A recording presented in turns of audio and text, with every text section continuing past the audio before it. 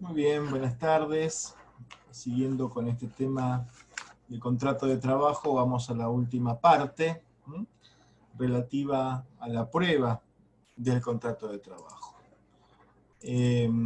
Bueno, una primera manifestación. Al principio de libertad de formas corresponde el de libertad de prueba. Esto lo hemos visto. Libertad de prueba significa que se pueden utilizar todos los medios procesales de prueba disponibles para acreditar esa circunstancia de hecho mencionada en el artículo 21 de la Ley de Contrato de Trabajo, descripta y prescripta en el artículo 21. Entonces, tengan en cuenta que, como les destaqué en la parte pasada, el bloque pasado, el artículo 21 inicia su texto con el vocablo habrá. Habrá contrato de trabajo. Contrato de trabajo alude a una práctica, alude a un fenómeno que debe ser acreditado, con sus características. Una persona ofrece a otra su capacidad de trabajo a cambio, o sea, para ser usado, empleado, a cambio de el pago de una contraprestación remuneratoria. ¿Está bien? Bien. Tenemos una práctica que hay que probarse y hay libertad de prueba. Hay libertad para elegir los medios procesales idóneos para ese propósito. Entonces, ¿qué se debe probar? La clave es la tradicional, usual, es la dependencia, la situación de dependencia en la que se encuentra el trabajador sometido a las órdenes directivas válidas del empleador. Y usualmente se concibe la dependencia y se analiza en tres dimensiones o en tres manifestaciones. Una, la dependencia económica, que supone que el trabajador depende económicamente del sueldo, de la remuneración para subsistir, él y su familia. La dependencia jurídica, que significa que el trabajador está obligado jurídicamente a obedecer las directivas válidas de su empleador, y que incluso en caso de desobedecer, de incumplimiento, puede ser sancionado. Y la dependencia técnica, que supone que el empleador es quien conoce el oficio, tiene conocimientos de cómo debe llevarse adelante esa prestación y es quien le da las indicaciones a sus trabajadores.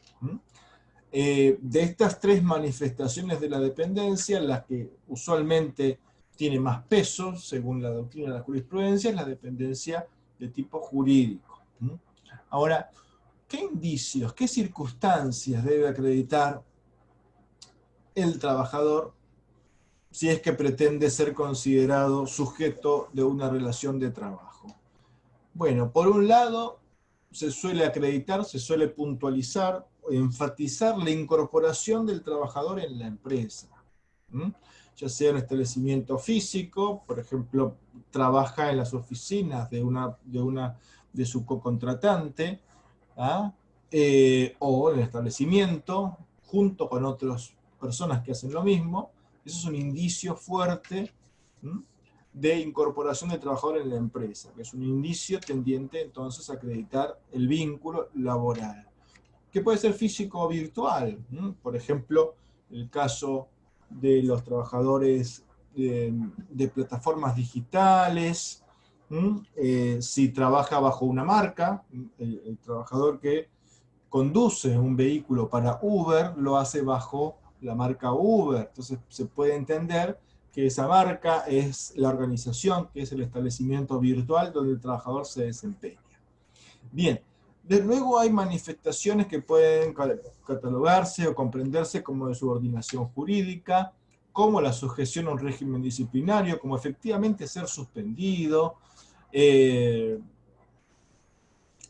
un llamado de atención, mismo en la organización de pausas y descansos. Si el empleador le dice, mire, tómese estos días, váyase de vacaciones, bueno, eso es una manifestación de la subordinación en sentido jurídico. Mismo la sujeción a directivas, lo que se supone sucede cuando se le entrega ropa de trabajo, se le determina el horario y el lugar de trabajo. También son indicios que acreditan la dependencia, la situación de dependencia, la provisión de herramientas y materiales de trabajo. Aclaro que estos indicios que estamos viendo, que estoy enunciando, ninguno basta por sí solo para acreditar el vínculo, ni tampoco la inexistencia de alguno de ellos es suficiente para concluir lo contrario. Puede ser que el trabajador lleve sus propias herramientas y materiales de trabajo, sí, o puede ser que él mismo se lleve su ropa, o que él determine su horario o su lugar de trabajo. Nada de esto alcanza para desvirtuar que existe allí un contrato de trabajo. Otro es el régimen de ajenidad en los riesgos, que tiene que ver con la remuneración, fundamentalmente. Si, por ejemplo, la remuneración se le paga con regularidad mensual, semanal, quincenal, y se le paga cualquiera sea el éxito de la organización empresaria, podemos decir que ese trabajador está ajeno a los riesgos de la empresa, que no se beneficia. Y es un dato típico de una prestación, de un contrato de trabajo. También la habitualidad. El trabajador no es lo mismo que trabaje una vez cada 15 días o que trabaje todos los días. Cuanto más habitualidad, más se acercará a un vínculo dependiente. Lo mismo la exclusividad.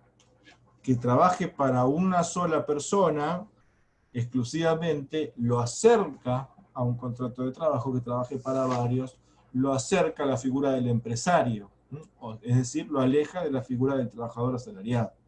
Luego, el carácter personal e infungible de la prestación. Yo les dije, el tema sujetos, el trabajador está obligado él a prestar el servicio, no se puede hacer reemplazar. Si el trabajador se puede hacer reemplazar, se puede hacer sustituir, eso ciertamente que lo aleja de la figura del trabajador asalariado. Y luego, la dependencia económica y la dependencia técnica, que como ya les anticipé, son datos o criterios de relativa intensidad. No son los más importantes.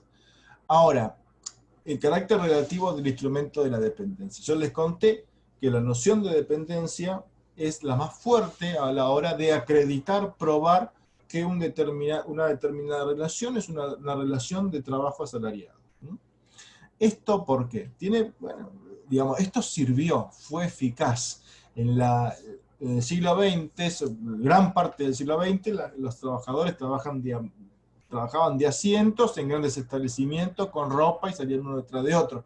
Era fácil distinguir quién era trabajador y quién no. Ahora es más complicado. Pero de todas formas, el auténtico cortapisas que distingue, el divisorio de aguas que distingue el trabajador dependiente de quien no lo es, del contrato de trabajo asalariado, de que otro tipo de vinculación es el objeto del contrato de trabajo. El artículo 4 describe como la actividad creadora, libre y creadora del hombre en sí, y que podemos definir técnicamente, sin menos romanticismo, como trabajo abstracto. Es decir, lo que el trabajador ofrece es su capacidad de trabajo, su fuerza de trabajo. Es decir, en cambio, el empresario independiente no ofrece trabajo abstracto, sino que ofrece trabajo concreto, ofrece un saber, asume los riesgos.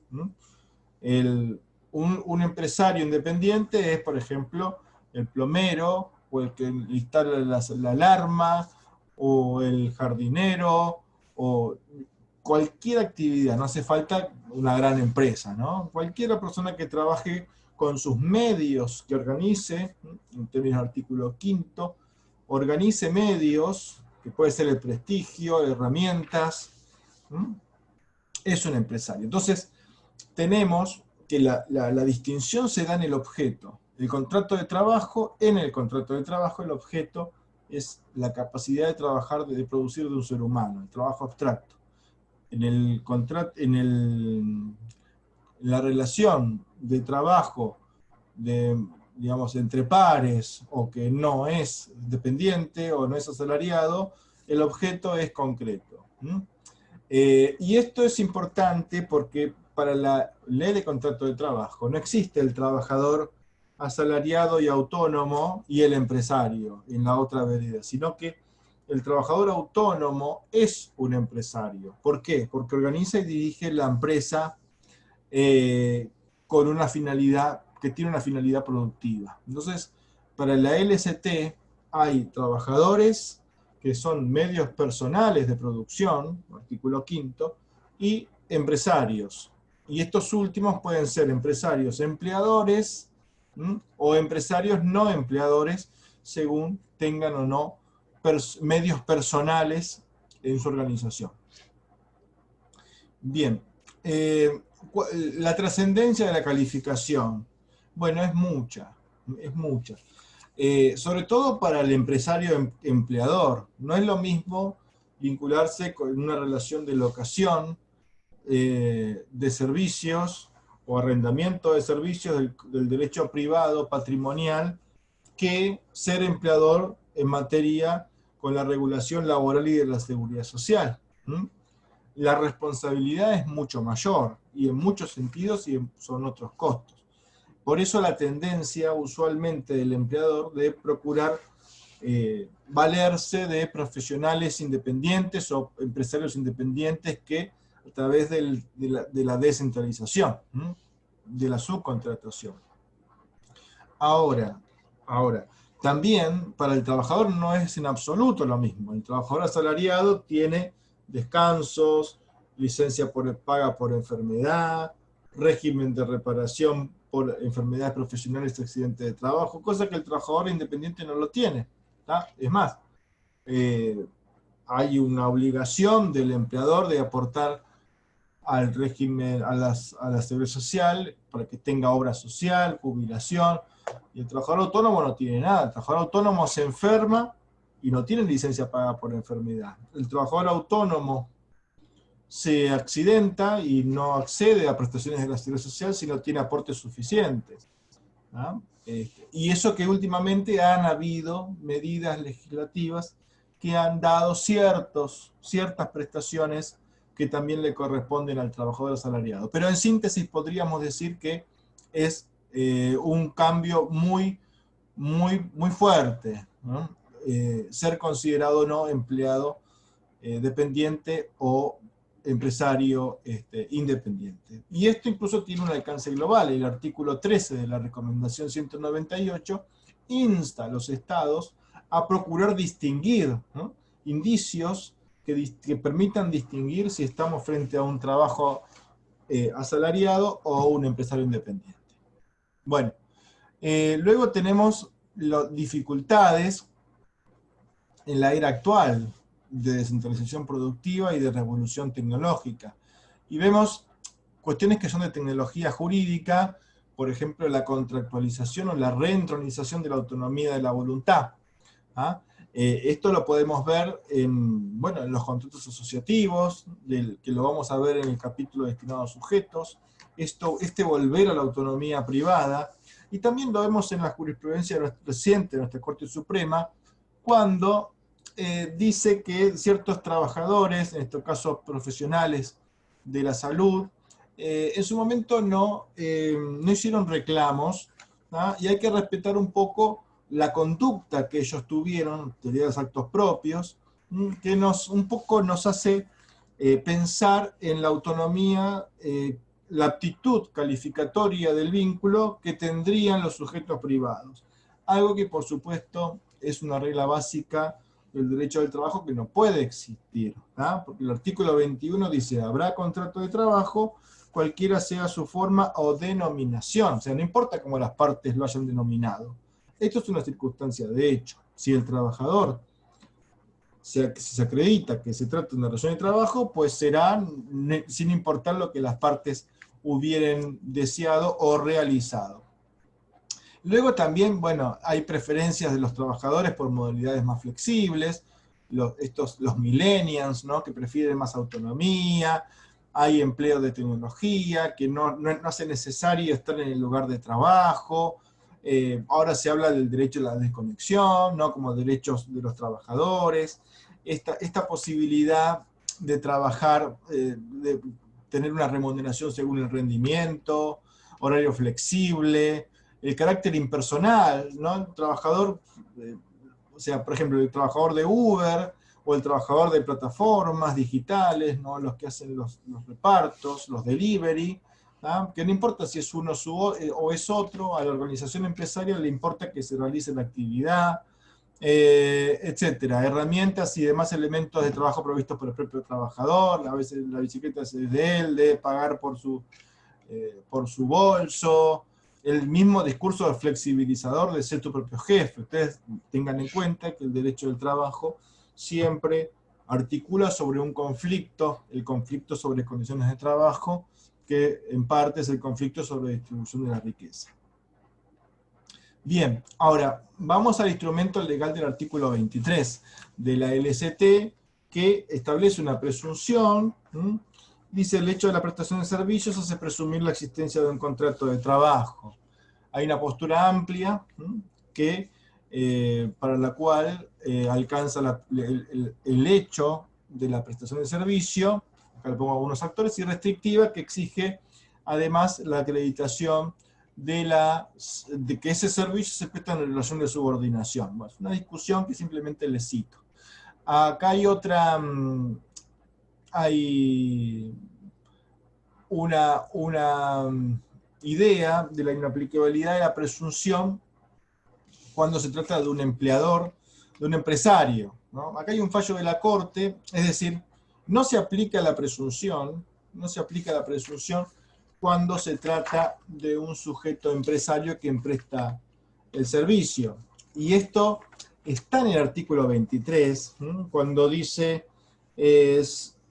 la presunción opera, salvo que, porque es una presunción iuris tantum, ¿no? Que admite prueba en contrario, que sea dado de calificar de empresario a quien presta el servicio. Esa es la forma de desvirtuar la presunción. Y este fallo trata de eso porque justamente destaca el hecho de que el trabajador presta sus servicios a las demandadas en el marco de una organización de medios materiales y humanos que él mismo dirigía. Era un empresario. Bien, otro tema es la controversia respecto a la aplicación a los profesionales. Hay múltiples jurisprudencias de la Corte que se pueden analizar en múltiples sentidos. A mí me interesa simplemente decirles que la Corte tiene últimamente, históricamente, ¿no?, la decisión de analizar el caso concreto, la relación. Acá les enuncio algunas de las problemáticas específicas, que hay atenuación de las manifestaciones de la dependencia por la propia calidad del profesional liberal capacitado, que tiene un nivel de vida, que quizás no depende del sueldo, que no hay dependencia técnica, que cobra por rendimiento, que tiene discontinuidad en las prestaciones, pero trabaja hace muchísimos años. También eso tiene que ver con la buena fe, de no haber reclamado nunca, una alta capacitación. Bueno, hay una prestación personal, pero no existe la exclusividad. Bueno, algunas notas que problematizan la cuestión. En síntesis, la Corte aplica la presunción del artículo 23, pero manda siempre a analizar cuáles fueron las circunstancias concretas de la relación. Luego, otro tema, contratación de familiares, el artículo 1001 del Código Civil y Comercial es tajante, ¿tá? No puede haber contratación entre esposos. El caso de convivientes es un caso que habría que aplicar el mismo criterio. Hijos menores, bueno, diferentes supuestos. Voy rápidamente para terminar en tiempo. El trabajo de religiosos, que no es contrato de trabajo. El voluntariado social, que tiene una presunción de no laboralidad, el artículo 4, acá les reseño jurisprudencia. Y el caso de los fleteros, donde hay un plenario que hace inaplicable la presunción, pero como es un plenario del año 56, se entiende que fue derogado ese plenario por el texto de la Ley de Contrato de Trabajo, aunque la Corte, en, digamos, jurisprudencia posterior, por un lado, en Jiménez dice, a ver, tengas en cuenta, por ejemplo, el aporte del vehículo por parte del actor, que asumiera los gastos de mantenimiento, así como los riesgos del transporte. Y en el otro fallo que les cito, Cooperativa Mixta de Tamberos, lo que dice que el elemento de la imposición de sanciones y multas no es decisivo para considerar que existe así un contrato de trabajo. Bueno, muchas gracias.